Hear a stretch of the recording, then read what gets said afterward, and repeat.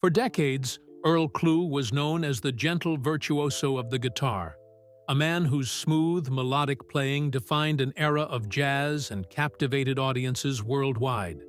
But behind the warm chords and public charm, whispers persisted, rumors of a private collection, a vault hidden away from even his closest collaborators. What was inside? Why would a celebrated artist keep it secret from the world? When the doors to Earl Klugh's mysterious vault were finally opened, what was uncovered would send shockwaves through the music industry and challenge everything we thought we knew about him. What was he hiding? Stay with us as we find out. The legend of Earl Klugh's hidden vault begins not with a discovery, but with a silence. For years, fans, journalists, and even fellow musicians believed they knew everything about him.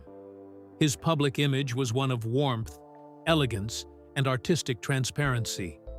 He seemed to live for music and music alone. But in the hushed corridors of Detroit's jazz circles, faint whispers began to surface. Rumors of a secret vault that Klugh had guarded with the kind of obsession usually reserved for state treasures or classified government files.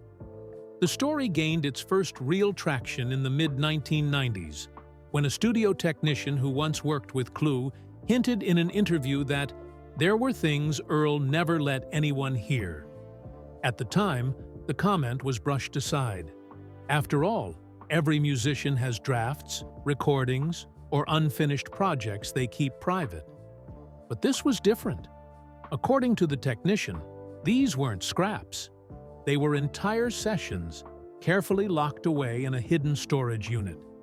The more he spoke, the more it sounded like something far bigger than just a personal archive. It was as though Klugh had been guarding a parallel career, a secret body of work unknown to the public. Naturally, fans and critics began speculating. What could possibly be in this so-called vault?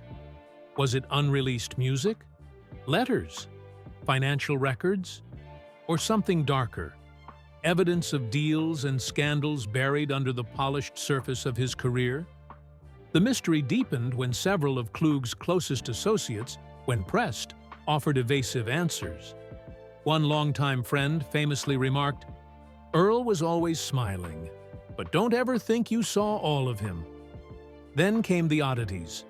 People who visited Klugh's Detroit home noted the strange reinforced door in his basement, a door that looked wildly out of place in an otherwise warm, inviting residence. Some thought it was just a safe room. Others assumed it was for valuables. But to those who believed the rumors, this was the entrance to the infamous vault. The secrecy surrounding it only fueled curiosity. Why would a man so beloved, so seemingly open with his art, need such an impenetrable space in his home? Adding to the mystery, Klugh himself never once addressed the rumors. Interviews, documentaries, and retrospectives all carefully danced around the subject. When journalists tried to push, he'd smoothly change the topic, often charming his way out of uncomfortable territory. His silence spoke volumes. Instead of killing the speculation, it amplified it. If there was truly nothing to hide, why maintain such secrecy? It wasn't until after Klugh's passing that the truth began to surface. A legal battle over his estate revealed that there was, in fact, a vault registered under his name, an off-site storage facility with restricted access. Court documents confirmed its existence, though they didn't disclose its contents. That revelation alone was enough to electrify the music world. Suddenly, the whispers weren't whispers anymore. The vault was real, and whatever was inside had been deliberately concealed from the public for decades. The discovery of what lay inside would not only shock fans, but also ripple through the music world, exposing truths few were ready to hear. But before we dive into that revelation, we must first understand the strange clues and whispered tales that kept this mystery alive for so long. Because only then can we grasp the true magnitude of what was finally uncovered. The mystery of Earl Klugh's vault deepened when those closest to him began to share fragments of half-forgotten stories. They weren't confirmations, but tantalizing hints that suggested something was being guarded, something powerful enough to leave even seasoned musicians uneasy. The whispers always returned to the same theme: hidden tapes. Not just simple demos or discarded practice runs, but entire sessions with people Klugh had never acknowledged publicly. The first real hint came from a fellow guitarist, who, after a few drinks at a jazz festival in New Orleans, told a reporter, "You don't know the half of it. Earl played with people you wouldn't believe, people whose names could burn down this industry if the tapes ever surfaced." The remark, at first dismissed as drunken exaggeration, suddenly took on gravity years later, when the vault's existence was proven. What if Klugh had indeed recorded secret collaborations, ones too scandalous, too politically charged, or too dangerous to release during his lifetime? By the late 1970s, Klugh was already a household name, his reputation as a prodigy cemented by his work with George Benson and his breathtaking solo albums. Yet the industry at the time was rife with rivalry, tension, and backroom deals. Musicians crossed boundaries, cultural, political, and personal, that often had to be erased before they reached the public eye. Could it be that Klugh, the smiling face of smooth jazz, had been part of something the world was never meant to hear? Some whispers suggested clandestine recordings with artists under contractual lockdown, performers who risked lawsuits if caught recording outside their labels. Others hinted at collaborations with controversial figures, names connected to scandals, addictions, or political stances that could have destroyed reputations. And then there was the most tantalizing rumor of all, that Klugh had experimented with music so far removed from his trademark style that it would have shattered the public's perception of him forever. Imagine a man known for tender melodies, suddenly revealed to have recorded raw, unsettling tracks that defied genre. The thought was intoxicating and frightening. One engineer, speaking anonymously decades later, recalled being called to a late-night session at a private studio. He swore he heard Klugh and an unnamed guest recording a piece that was unlike anything he'd ever heard before. "It wasn't jazz," he said quietly. "It wasn't even music in the way we think of music. It was unsettling, like they were trying to summon something." The man later refused to say more, claiming he'd signed papers preventing him from ever speaking about what he'd witnessed. Was this paranoia, or had Klugh actually demanded silence? Adding fuel to the fire was Klugh's peculiar habit of abruptly canceling interviews or appearances whenever journalists pressed too closely on unreleased material. A well-known incident occurred in 1985 when a Rolling Stone writer asked whether Klugh had ever considered releasing live bootlegs or studio leftovers. Klugh smiled, paused, and then simply stood up, walking out of the interview without a word. The article never ran, but those who heard the story insisted it was proof that something lurked in the shadows of his discography.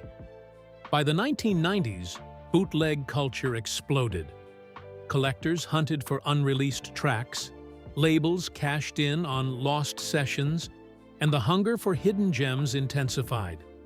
Yet strangely, nothing from Klugh surfaced. Not a single unauthorized recording, not even the faintest whisper of a tape. For a man as prolific as Klugh, that was unheard of. Some took it as proof of his impeccable control.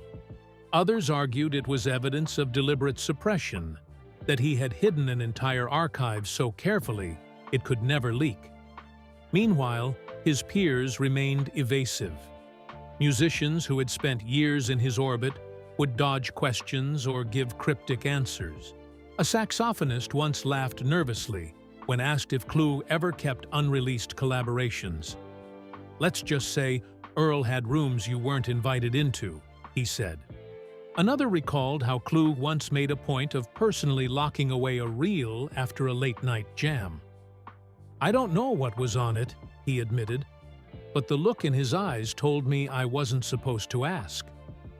By the time of his death, the vault had taken on the status of a legend, a Pandora's box of jazz history. Fans dreamed of lost masterpieces, collectors salivated over the prospect of unheard collaborations, and critics braced themselves for revelations that might rewrite music history. But beneath the excitement lingered an unease. Because sometimes, when whispers become too persistent, they carry with them a kernel of truth, and the truth, once revealed, cannot be silenced. The day the vault was opened began like any other, at least on the surface. But for those present, the air carried the electricity of history.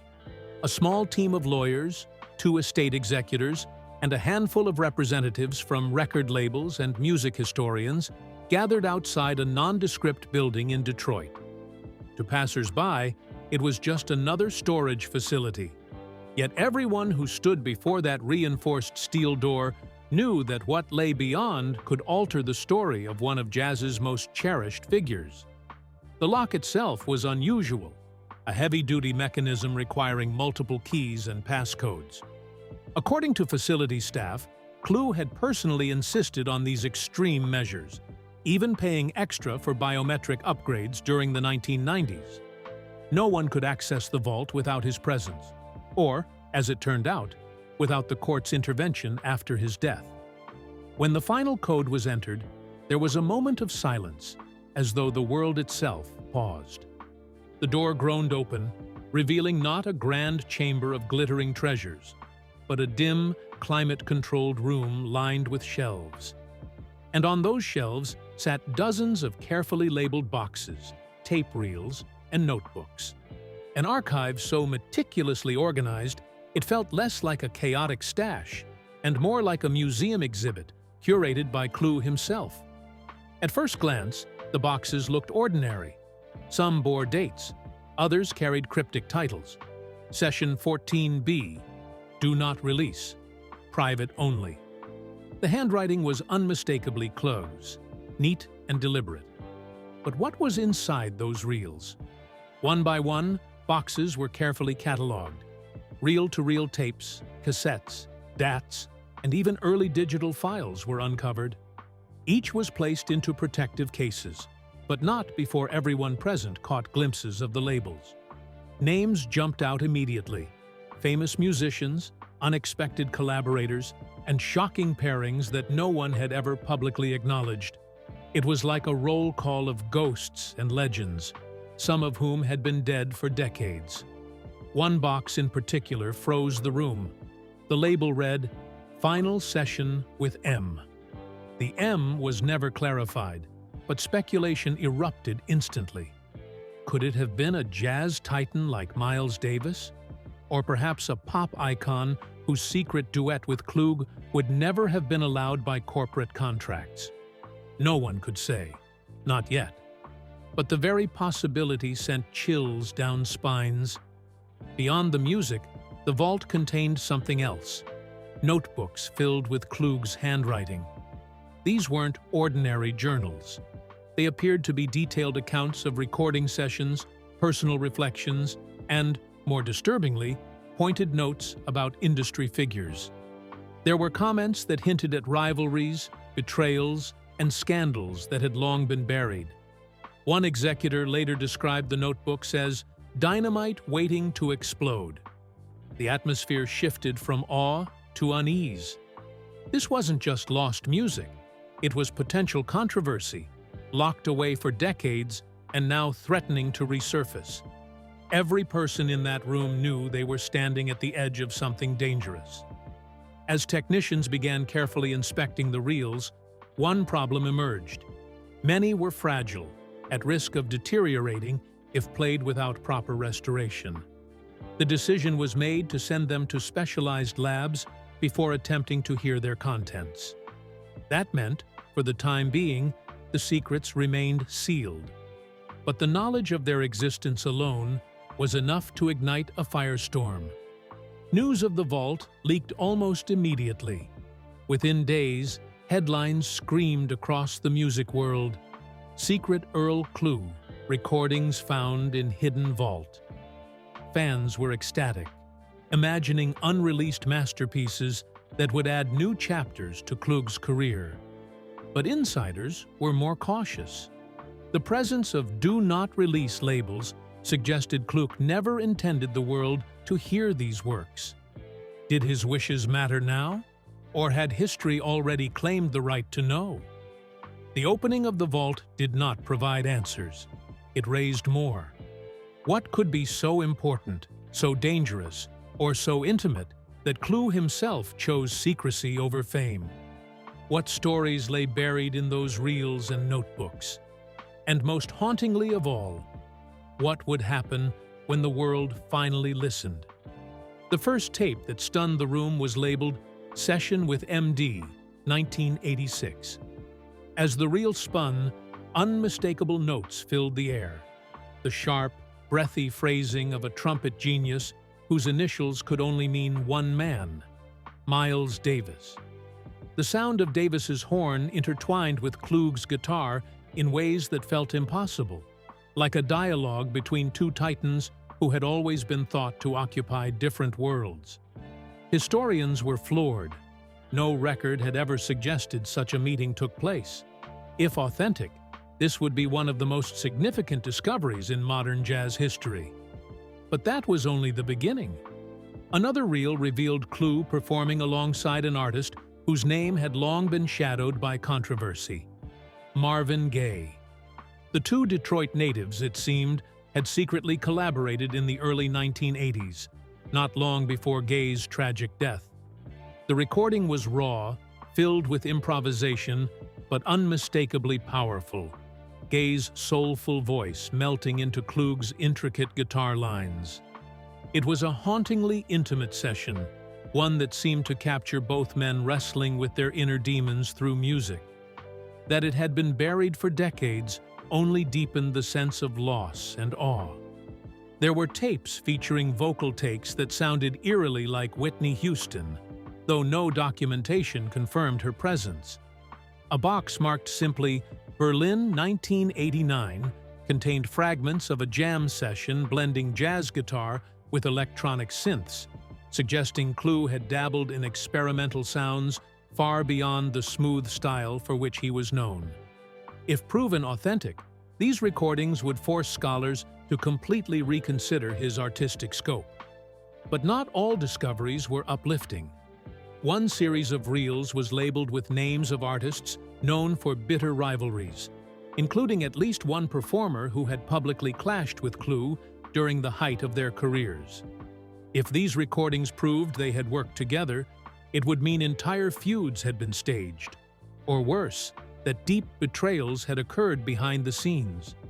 As these discoveries trickled into the press, the reaction was seismic. Fans were electrified, thrilled at the prospect of unheard masterpieces. But industry insiders were uneasy. Contracts from the 1980s and 1990s often forbade cross-label collaborations, meaning that the release of these tapes could trigger lawsuits even decades later. More troubling were the implications for reputations.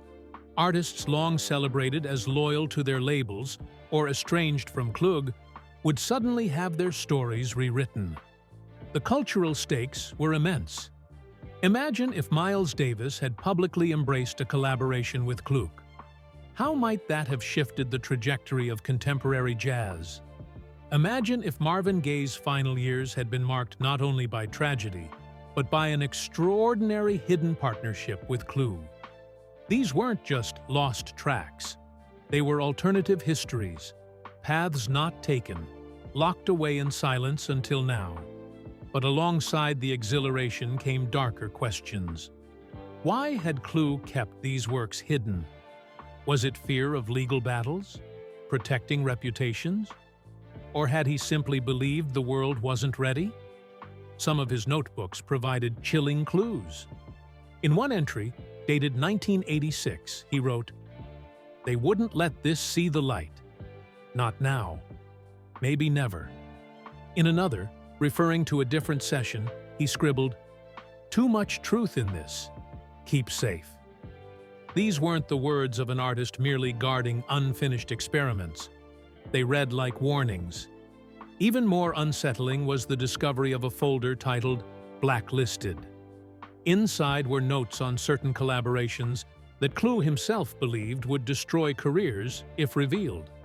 Some involved musicians battling addictions, others hinted at political affiliations that could have caused public outrage in their era. If the tapes were released, the consequences could ripple beyond music, touching the reputations of entire families and estates. The press dubbed the vault's contents the Forbidden Sessions. Scholars argued passionately over whether they should be released at all. Some claimed the world had a right to experience them. Art, after all, belongs to humanity. Others countered that Klugh's silence was deliberate, and to violate it would be a betrayal of his deepest wishes. But the hunger for revelation was unstoppable. Snippets leaked, bootlegs circulated, and soon the legend of the vault was no longer about rumor, but about proof. Proof that Earl Klugh had secretly shaped music in ways no one ever imagined. The vault had been opened, and its treasures could no longer be denied. But treasures, as history shows, often come with curses. It began with the journals. At first, they seemed like simple studio notes, details of chord progressions, collaborators' quirks, and recording dates. But as historians combed through them, a darker narrative emerged. Klugh had documented far more than music. He wrote about betrayals, feuds, and secrets that could tarnish reputations. His words hinted at an artist who carried grudges, who observed the industry's corruption with quiet fury, and who hid his disillusionment behind gentle melodies. One entry from 1984 revealed Klugh's bitterness toward record executives. He accused them of exploiting artists while silencing innovative projects. In sharp, almost venomous handwriting, he noted, "They only want the safe sound. The rest, bury it. If I give them what's in these tapes, they'll bury me too." The phrase "bury me too" was underlined twice. It didn't sound like metaphor, it sounded like fear. Other passages were even more unsettling. Klugh described being pressured into silence about collaborations that could have exposed infidelities, addictions, and illegal activities involving some of the industry's biggest stars. He wrote of executives who warned him to keep certain tapes hidden or face consequences. "They smile, they shake your hand," he scribbled in one notebook, "but they make it clear, you step out of line, you're finished." It painted a chilling picture. Klugh wasn't merely protecting artistic experiments. He may have been shielding himself from an industry that thrived on control and intimidation. The vault, then, wasn't just a collection of music, it was a shield, a fortress against forces far larger than one man with a guitar. But there was more. Among the reels were private recordings of conversations, snippets of dialogue caught on tape, perhaps accidentally, perhaps deliberately. In one, two unidentified voices discussed a secret deal to suppress an album that could have implicated powerful names. In another, a familiar jazz figure was heard ranting about payoffs and affairs, unaware that Klugh's reel was still running. These weren't just artistic relics, they were potential scandals preserved in magnetic tape. Even more troubling were the personal letters found tucked between session notes. Some were unsigned, others written in hurried script. They spoke of clandestine meetings, veiled threats, and even cryptic warnings to Klugh himself. "Don't take this any further. You know what happens to people who can't stay quiet." Whether the letters were serious or just paranoia-fueled notes from desperate associates, no one could say. But their presence in the vault suggested Klugh took them seriously enough to keep. The smiling guitarist the world adored suddenly appeared in a different light. a man carrying secrets, hiding wounds, and perhaps even living in quiet fear. Scholars debated whether this darker side diminished his legacy or made it more human. After all, who wouldn't buckle under the weight of such knowledge? The industry's reaction was swift and defensive. Some of the names mentioned in Klugh's notes belonged to living figures, executives, musicians, and producers with reputations and fortunes to protect. Lawyers scrambled to block the release of certain documents. Families of deceased artists demanded redactions. The estate, caught in the middle, became the target of intense pressure. What began as the discovery of unreleased music had evolved into a legal and moral minefield. For fans, the revelations were both heartbreaking and fascinating. The idea that Klugh, a man who embodied smoothness and calm, had lived with such tension made his music feel even more bittersweet. Every note of his tender guitar now carried an echo of secrecy. Was the serenity of his sound a mask, a carefully constructed refuge from the chaos he endured behind closed doors? Some historians went further, suggesting that the duality of Klugh's life, the smiling exterior and the hidden turmoil, was precisely what gave his music its haunting depth. The beauty, one critic remarked, wasn't in spite of the secrets, it was because of them. By the time journalists pieced together the broader story, the narrative of Earl Klugh had transformed. He was no longer simply a gentle guitarist. He was a man entangled in the underbelly of an industry notorious for its shadows. His vault wasn't just about music. It was about power, silence, and the price of knowledge. And as the world wrestled with this new image of Klugh, one truth became undeniable. The vault had shifted him from legend to myth, from artist to enigma. The smiling face that once reassured millions now seemed to conceal 1,000 unspeakable stories. When the last batch of reels from Earl Klugh's vault was finally restored and played, it became clear. This wasn't just a collection of forgotten recordings. It was a revelation so profound that it demanded a rethinking of everything the world believed about Klugh, about jazz, and even about the music industry itself. The vault was no longer merely a curiosity. It was a rupture in history. The first reel in the final set carried no title, only the words "For Later" scrawled in Klugh's handwriting. What emerged was unlike anything his fans had ever known him for. The music was raw, jagged, and deeply experimental, blending avant-garde dissonance with haunting melodies that bore almost no resemblance to the smooth, gentle style that made him famous. It was Klugh stripped bare, revealing a restless innovator who had been pushing boundaries in secret while presenting a carefully polished image to the public. The contrast was shocking. It forced listeners to ask, had the Earl Klugh they adored always been a mask? But the vault held more than just new sounds. One tape included a spoken introduction by Klugh himself, his voice somber, even wary. "If you're hearing this," he said, "then the walls have come down. What you'll hear isn't what they wanted you to know. It's what I had to hide." The recording then transitioned into a collaboration with unnamed musicians, their identities still debated by scholars. What mattered most was Klugh's tone. Not playful, not serene, but defiant. Even more explosive were the documents found alongside these reels. Detailed notes outlined secret financial arrangements, payoffs, and manipulation within the industry. Schemes that confirmed suspicions of corruption long whispered about but rarely proven.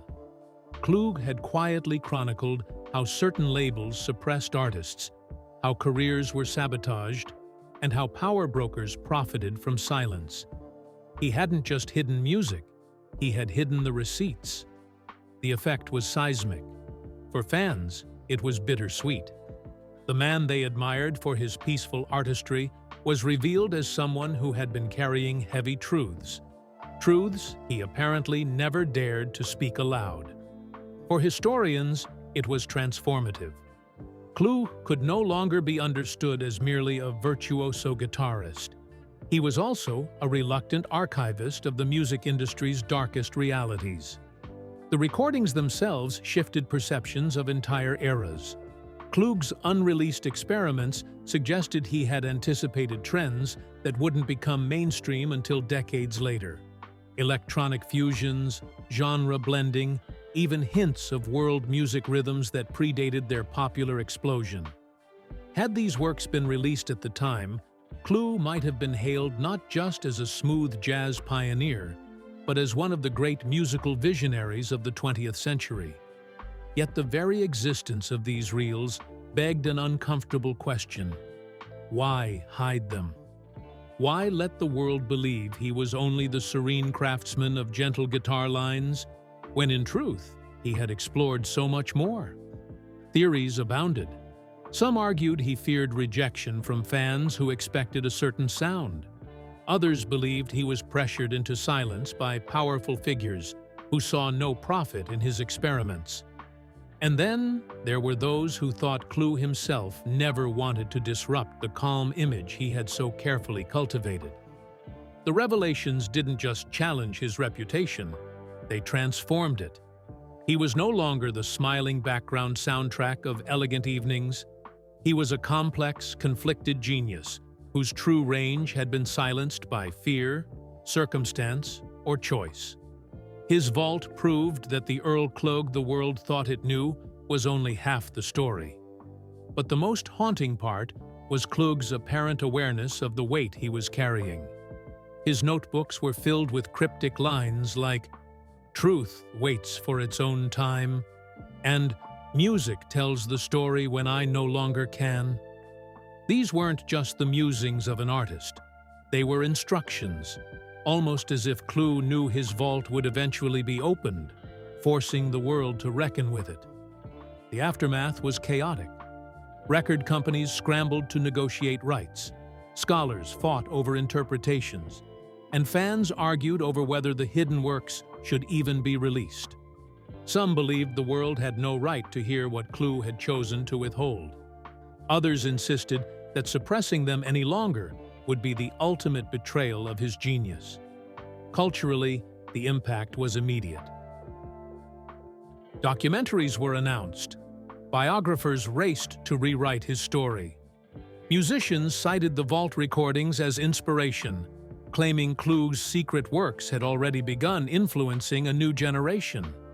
What had once been whispers in smoky jazz clubs had become the center of a global storm. But perhaps the most profound change was personal, felt by the fans who had grown up with Klugh's gentle sound. For them, the vault was both a gift and a wound. It gave them more of the man they loved, but it also shattered the illusion of who he had been. He was not only the comforter, the romantic guitarist who soothed broken hearts. He was also the haunted innovator, the silent witness to corruption, the man who hid as much as he revealed. In the end, what was found inside Earl Klugh's vault didn't just change his legacy, it changed how we think about artists altogether. It reminded us that the public face is rarely the whole truth, and that behind every melody lies a story of conflict, compromise, and concealment. The vault wasn't just about Earl Klugh. It was about the fragile boundary between what artists share and what they bury, between the art we celebrate and the truths we never see. And with its opening, that boundary had been obliterated. So what do you think? Should the contents of Klugh's vault be shared with the world, or should his secrets have remained sealed? Was he protecting us, or himself? Let me know your thoughts in the comments below. And don't forget to subscribe for more untold stories and hidden histories that will leave you questioning everything you thought you knew.